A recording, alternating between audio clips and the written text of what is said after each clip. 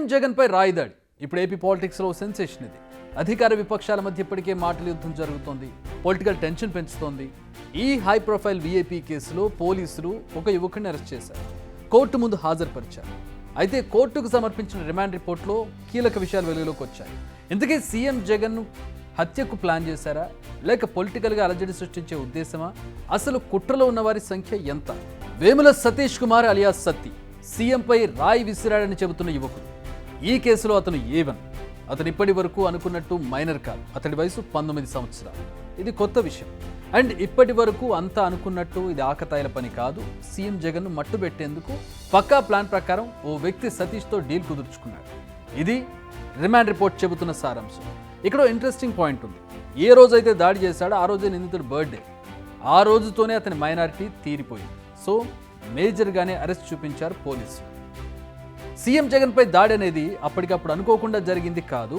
ఓ వ్యక్తి, అంటే ఈ కేసులో A2గా ఉన్నాడు అతను చెబితేనే సతీ సీఎం జగన్పై రాయితో దాడి చేశాడు. ఈ నెల 13న మేమంతా సిద్ధం రోడ్ ర్యాలీలో విజయవాడ సింగ్నగర్లోని వివేకానంద్ స్కూల్ వద్దకు రాగానే ఓ షార్ప్ రాయితో సీఎంను చంపే ఉద్దేశంతో సెన్సిటివ్ పార్ట్ అయిన తలపై అటాక్ చేశాడు. అంతేకాదు, సత్తి ముందుగానే రాయిని తీసుకొచ్చాడు. షార్ప్గా ఉన్న సిమెంట్ కాంక్రీట్ స్టోన్ను వచ్చేటప్పుడు తీసుకొచ్చాడు. సీఎం స్కూల్ వద్దకు రాగానే జేబులో నుంచి రాయిని తీసి విసిరాడు. అని లక్కీగా జగన్మోహన్ రెడ్డి స్వల్ప గాయంతో బయటపడ్డాడు. ప్రస్తుతం విచారణ కొనసాగుతుంది కాబట్టి 15 రోజుల పాటు నిందితుడి కస్టడీకి ఇవ్వండి. ఇది పోలీసులు రిమాండ్ రిపోర్ట్లో పొందుపరిచిన కీలక అంశాలు. కాల్ డేటా, సీసీ ఫుటేజ్లోనూ స్పాట్లో నిందితుడి కదలికలు గుర్తించాం. తమకు వచ్చిన సమాచారంతో అన్ని ఆధారాలు సేకరించి నిందితుడిని అరెస్ట్ చేశామంటున్నారు పోలీసులు. A2 ప్రోద్బలంతో దాడి జరిగినట్టుగా గుర్తించామని, ప్లాన్ ప్రకారమే సమయం చూసి పదునైన రాయితో జగన్పై దాడి చేశారని పోలీసులు చెబుతున్నారు. అయితే ఇక్కడ కొన్ని ప్రశ్నలు ఉన్నాయి. ఈ కేసులో A2 ఎవరు? నిందితుడికి జగన్పై దాడి చేయమని ఆదేశాలు ఇచ్చింది ఎవరు?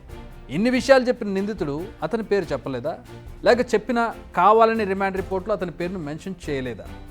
పోలీసుల వర్షన్ ఇలా ఉంటే సతీష్ తరపు న్యాయవాదుల వర్షన్ మరోలా ఉంది.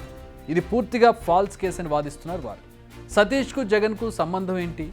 ఏవైనా పాత కక్షలు ఉన్నాయా? కావాలని ఈ కేసులో ఇరికిస్తున్నారు అంటున్నారు వారు. సతీష్కు జగన్కు ఏంటి సంబంధం? ఏమైనా పాత కక్షలు ఉన్నాయా?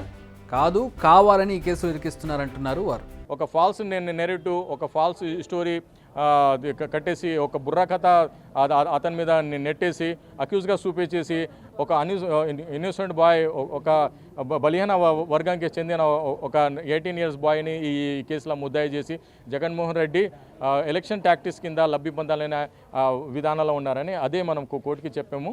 ఇది ఈవెన్ దో పీపీ ఎవరు ఉన్నారో ఇది అతని రిమాండ్ రిటర్న్కి ఆయన మండిపడితే కూడా మనం చెప్పాము, జగన్మోహన్ రెడ్డి అతనికి అసలు సంబంధం ఏముంది చెప్పండి. ఆయన చెప్పిన కేసులాస్లో కూడా ఎనిమిటీ ఉన్న కేసులాస్ ఉన్నాయి.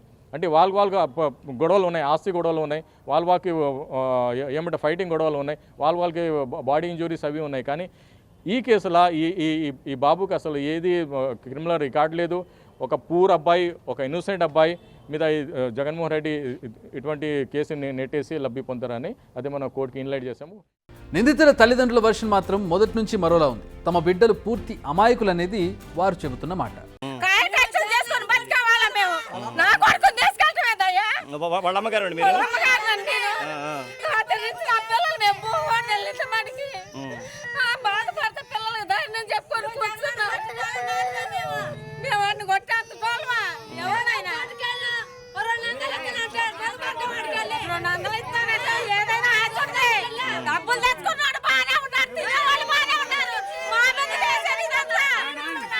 అందరి వాదనలు విన్న తర్వాత మళ్ళీ సేమ్ మరో కేసు గుర్తొస్తుంది. అదే కోడికత్తి కేసు.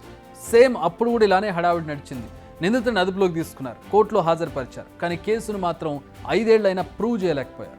ఇప్పుడు కూడా సేమ్ మళ్ళీ అలాంటి సీనే కనిపిస్తోంది. మరి ఈసారైనా నిందితుడి అసలు ఈ మోటివ్ ఏంటి అని ప్రూవ్ చేస్తారా, లేదా ఎప్పట్లాగే ఎన్నికలు ముగియగానే మర్చిపోతారనేది తేలాల్సి ఉంది.